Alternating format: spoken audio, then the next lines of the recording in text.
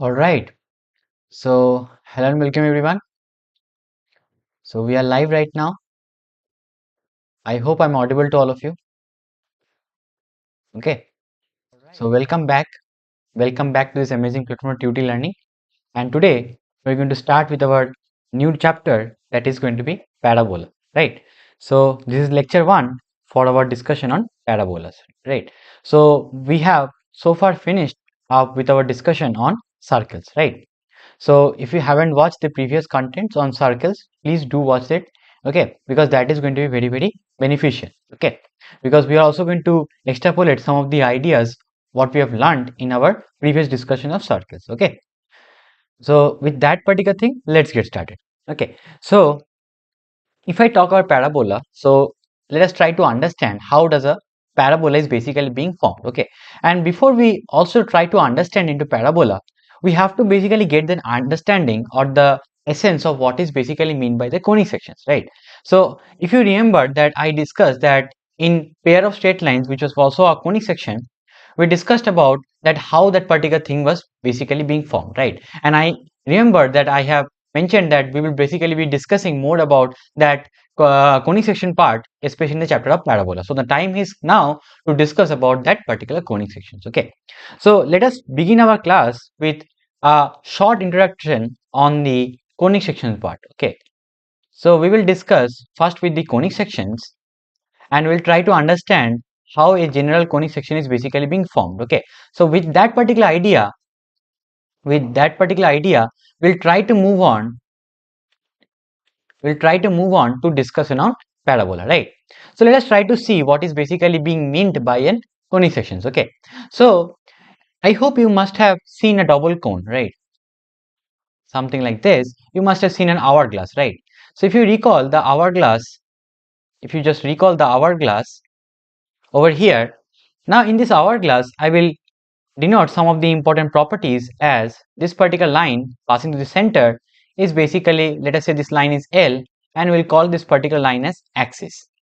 And let us say this hourglass is basically being formed if I take this particular line, let me draw it by some yellow color. So this yellow line which I have over here, let us say this is our one straight line. Now if I rotate this particular straight line in this circular fashion, I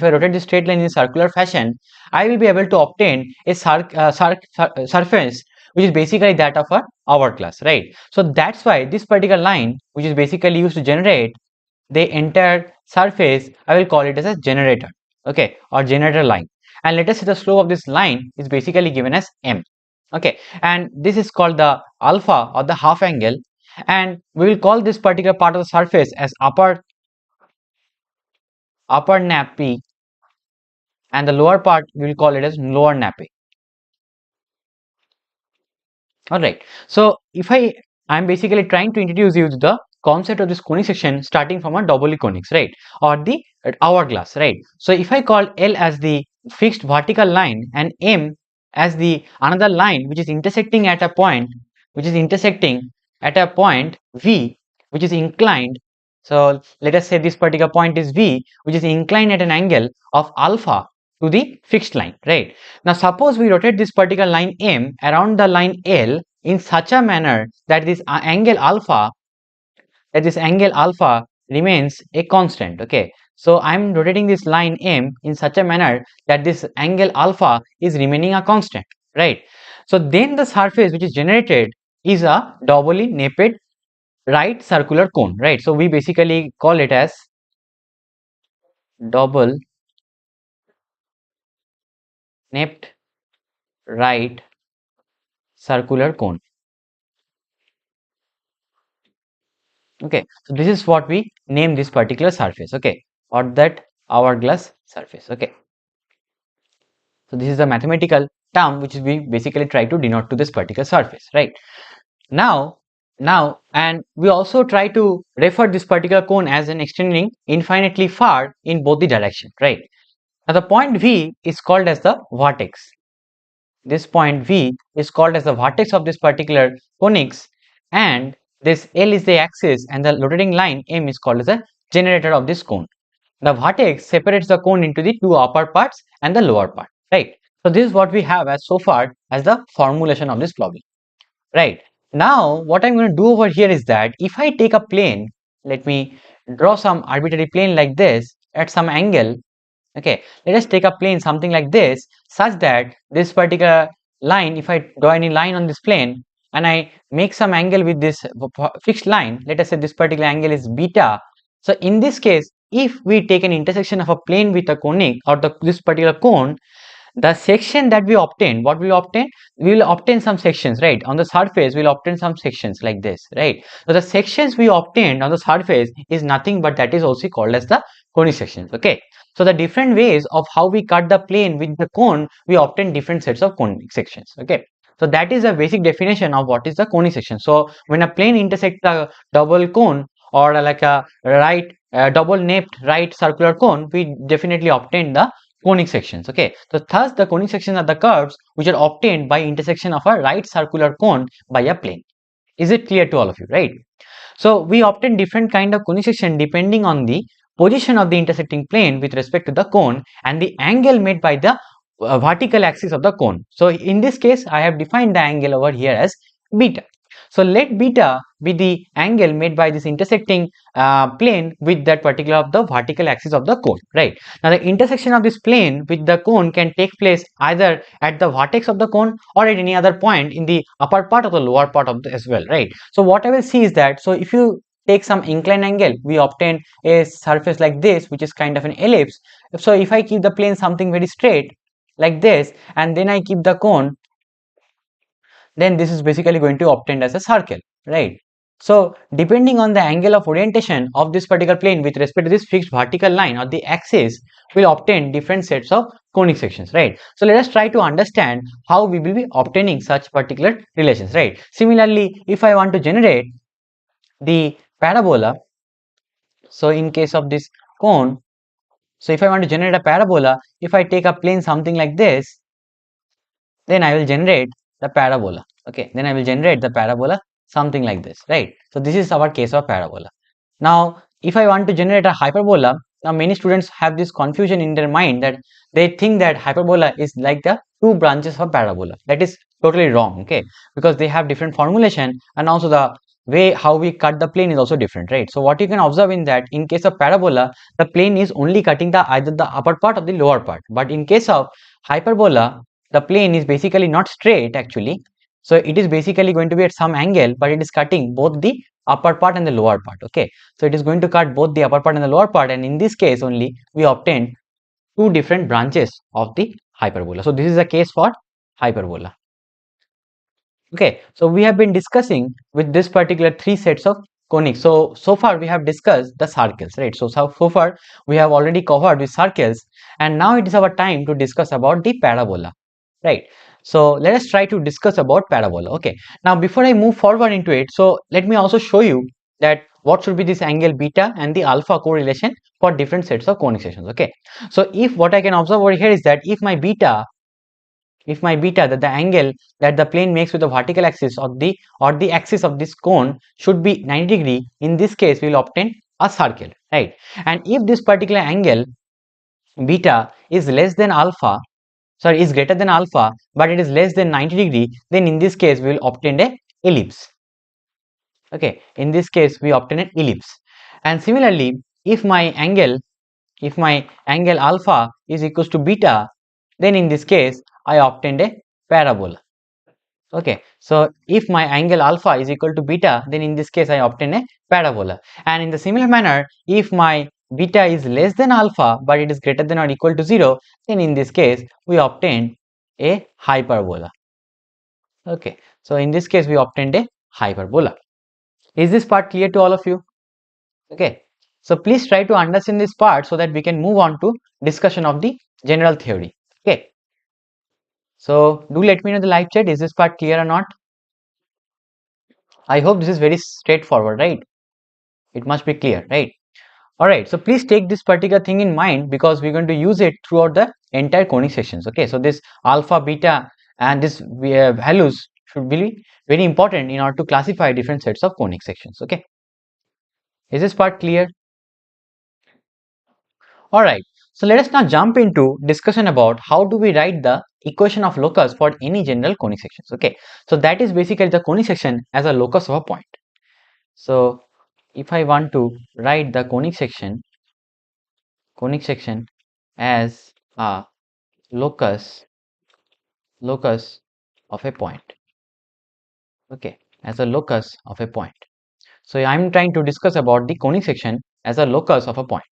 So the locus, now we have already discussed about what is basically being meant by locus. So we have seen that locus is basically the equation of that particular variable point which basically satisfies some particular condition, right? So similarly, if I want to write the conic section as a locus of a point, then that is what is basically meant to write the equation of the conic sections, right? So how am I going to do that? So in order to do that, I'm going to define two things, right? So the locus of a point which moves in a plane such that the distance of a fixed point to the perpendicular distance from a fixed point or the fixed straight line is going to remain always a constant, and that is basically called as the conic section. What I'm trying to mean is that if I take two lines, if I try to take one line and one point such that this point is called as a focus. Now this is very important to understand these things. The focus and the straight line which we have is called as a directrix. Okay, so we have the focus, we have the directrix, okay, which is called the any fixed straight line. Okay, now if I take up any variable point P such that let us say this coordinate is x, y, which is basically being varied in this plane such that this particular PM distance and this PS distance, okay, so such that the ratio of this distance of a fixed point to the perpendicular distance, that is going to be PM divided by PS, if it is a constant distance always, and this particular constant may vary depending upon what type of conics you want to generate, right? So if this is always a constant, some constant E, and later we will call this as eccentricity. So if this particular ratio is being followed such that, then we can obtain different sets of conics. Okay, so depending upon the value of E, we will see that all sort possible combination of the conic sections or the equation of the conic section can be easily been written, right? So if I ask you the simple case that we have so far studied, that is the case of a circle, right? So in case of circle, if I consider a focus as the center and the directrix as any fixed straight line, then these two distance should be equal, right? Or what I can also do is that I can take the point P, or I can merge this directrix, right? So in case of circle, what you will obtain is that your value of E or the eccentricity should be equals to 0, then only we get a circle. What does this mean? That the tangent of the circle is basically the directrix. Okay, so the tangent, and it is perpendicular to this center or the focus, right? So center of the circle is actually the focus. Okay, so for the case of eccentricity is equal to 0, then we'll obtain a circle, right? So let me also write it down that E is also called as the eccentricity. Okay, so it is called the eccentricity of the conic. So depending upon different values of this constant E, will obtain different sets of conic sections. Okay, now similarly in case of if eccentricity E is equals to 1, or let me start with the ellipse case first of all. So if your eccentricity is less than 1 but greater than 0, then in this case we obtain the ellipse, right? Similarly, if we take the value of E equals to 1, in this case we obtained a parabola. Okay, so the value of E equals to 1, we will get a parabola, and similarly if E is greater than 1, in this case we will have a hyperbola. Okay, so these are the all sort possible solutions or the all sort of conic section that we are going to discuss so far in our chapter. Now also please note that when we are discussing about the pair of straight line, I did mention about that it is also a conic section whose eccentricity is going to be infinity, right? So infinite eccentricity is basically meant that it is a pair of straight line, right? So it is a pair of straight line. So pair of straight lines are basically having eccentricity that is going to infinity. So I should not write equals to infinity because infinity is not a number, hence it is a concept. So I should write E tending towards infinity.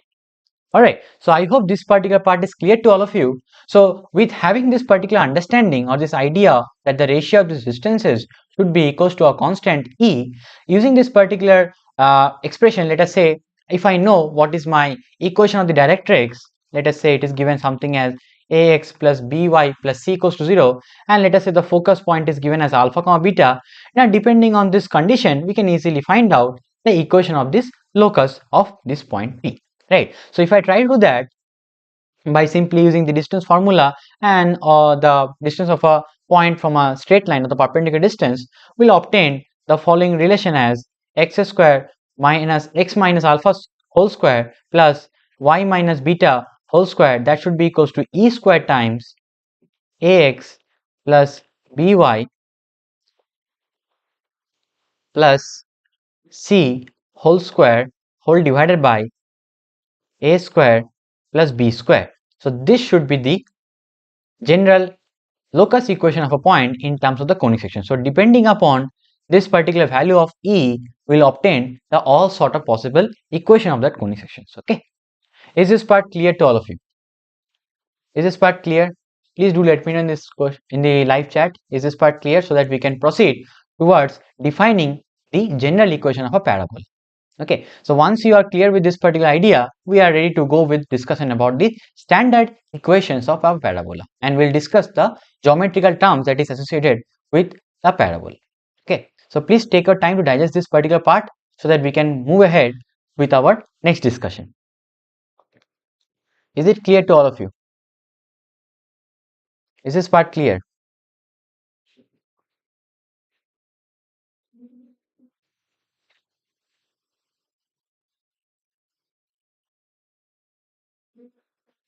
Is this part clear to all of you?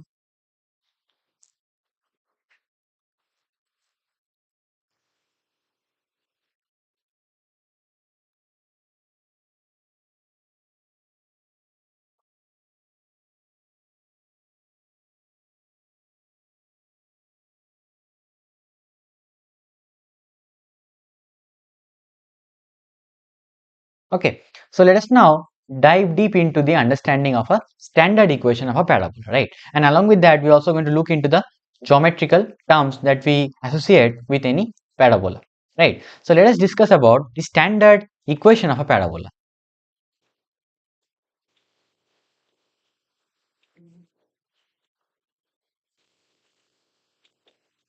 Okay, so let us start to discuss about the standard equation of a parabola. Standard equation of parabola, right? So if you recall that the shape of the parabola we obtained was something like this, right? So when we have cut the cone or the upper part or the lower part, any one part with a plane such that this alpha or this beta is equals to 1, right? Sorry, is equals to, they are basically same. So when alpha and beta are same, then we obtained a parabola, right? So if so we take this particular standard case that saying that, so let us say this is my y-axis and this is my x-axis. Okay, so this is my x-axis and this is my y-axis, right? And let us take a point, some point A over here, and then we try to draw the parabola something like this, right? This is how the parabola looks like. So let me also take the focus point, right? And let me call this as some point as directrix, or let me make the origin of this parabola at this point A, right? Or at 0 comma 0.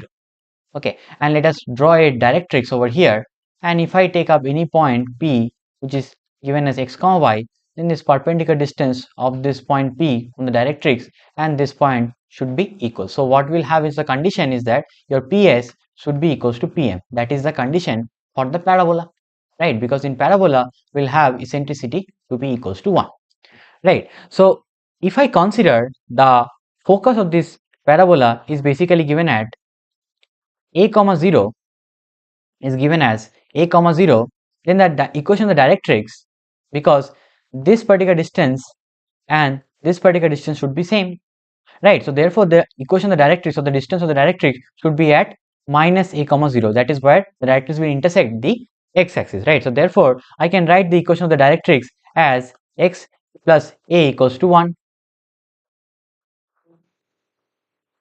Equation of directrix, right? So that is the equation of the directrix, right? Now if I take up any point such that P, and in this case if I try to satisfy this PS equals to PM, so if I do that, what I will get? I'll get x minus a whole square plus y minus 0 whole square, that should be equal to e square times ax square, that is basically going to be a plus x whole square and whole divided by 1, right? So this is what we'll obtain. So if I simplify this particular algebra, what I will obtain is something like so we'll have x minus a whole square, and then if I take this on this particular side, so minus, and then we'll have x plus a whole square, that is equals to y square. So from here, if you simplify, I'll get y square be equals to 4ax, and this is what we are called as a standard equation of any parabola, such that its center, or the point where it uh, intersect the x-axis, is basically origin, and its and the focus is basically on the x-axis and is given as a comma 0, right? And the directrix is basically the y-axis, and its equation is given as x plus a equals to 0. So this is a standard equation of a parabola, right? Now let us try to also understand what are the different terminologies or geometrical terms that we need to understand for this basic parabola, right?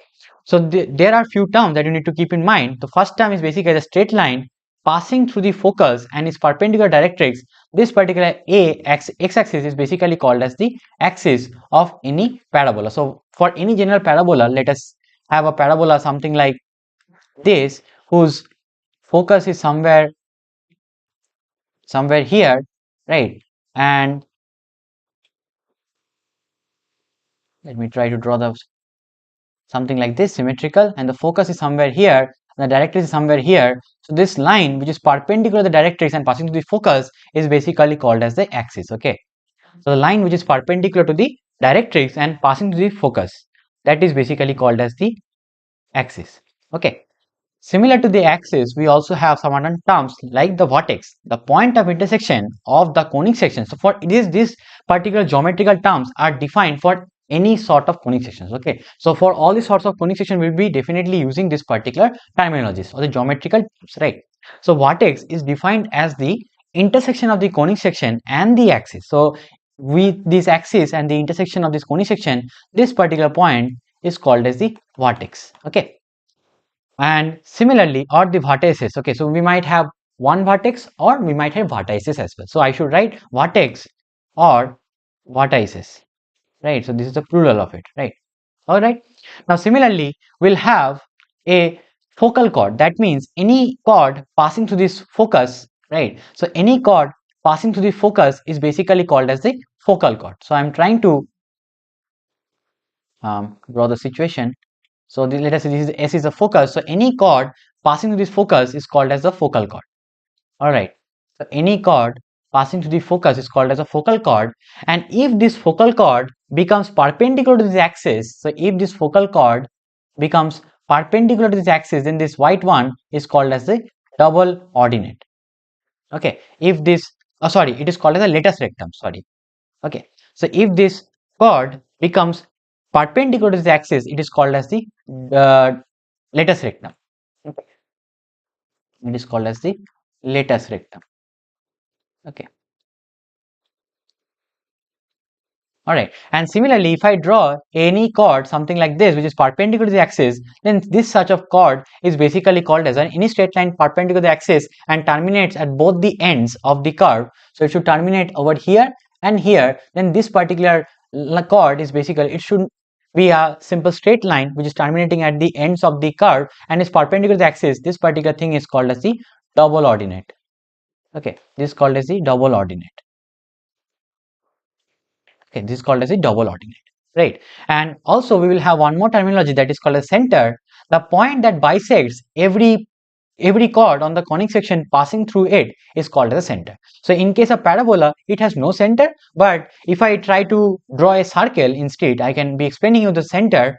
We already seen that circle has one center, right? So in the case of circle, if the point that bisects every chord of the conic section, so if I draw one point like this which bisects, so if I try to draw a point that bisects every chord, right? So that particular point which bisects this chord in the equal length, that is called as the center. Okay, so that is called as the center. So in case of ellipse or hyperbola or circles, they will definitely have a center. Is this part clear to all of you? Is this discussion clear to all of you? So this particular discussion is valid for any general conic section as well. Okay, it is not only for parabola, it is also valid for ellipse, is valid for hyperbola as well. All right. Is this clear to all of you? Is this part clear? All right. So please try to understand this part so that we can move on to solving some problems. Okay. So for this standard parabola, I can also write down the vertex is basically at 0, 0, the focus is at a, 0, the equation of the latest rectum is the perpendicular line passing this focus, and that is basically x equals to 0, right? So that is my latest rectum.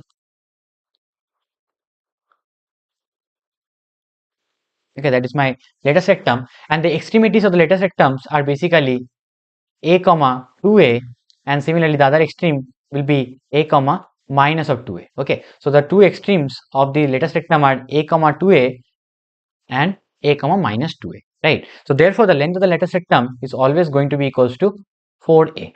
Okay, 4 times of a.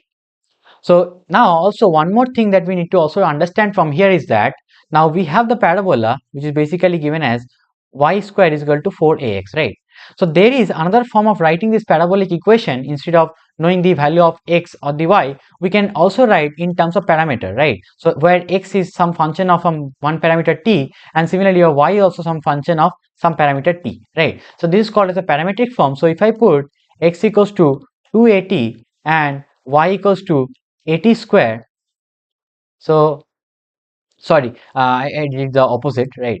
Yeah, so if I put x is equal to at square, which will make 4a square t square, and then for y should be equals to 2 times of at, right? So this is called as the parametric form. This is called as the parametric form of the parabola. This is called as the parametric form of the parabola. All right, so this is called as the parametric form of the parabola, where your t is the parameter. Okay, so where your t is the parameter, which is basically being varied over this entire curve to generate this entire parabola, right? So this is the general understanding that we need to develop. Now you must be also wondering that what happens if I tend this parabola something like it has this opening. In case of quadratic equation, you must have studied parabola like this, right? So what about this equation of parabola, right?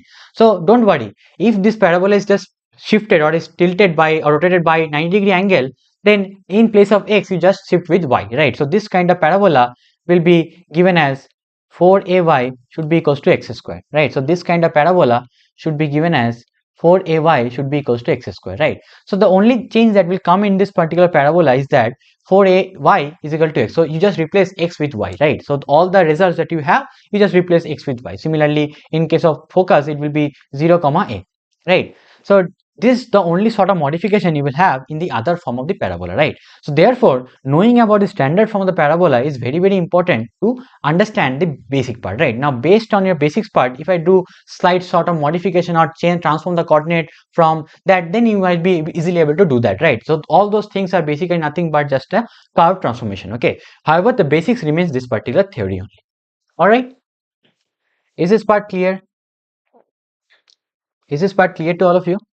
Okay, so maybe what I can do is that I can give you a particular sheet which can, or maybe a short table which can help you to understand what are the different differences that you can find up in the other set of standard parabolas, right? So this is basically a table which help you to understand what are the differences that we'll observe in the other standard parabolas, right? So if the curve is y square is equal to minus 4ax, then what will happen? If the curve is x square is equal to 4ay or x square is equal to minus 4ay, what are the different changes you will obtain? These are basically listed over here. I hope this will help you in your understanding. Is this part clear? Is this part clear to all of you? Okay, so with this particular understanding, we have come to the end of discussion of this basic part of the parabola, right? So however, I would like to give you one problem to solve as a homo problem, which is a very simple problem. However, it is related to a bit of interesting mathematics. So please try to solve this problem. Okay, so if you look at this problem, it is said that the deflection or the shape of the deflected shape of the beam is that of a parabola, right? So the deflected beam is in the shape of a parabola, right? So it's a very interesting problem. You have to find the what is the deflection at the center, or you have to find how far from the center is the deflection 1 centimeter, right?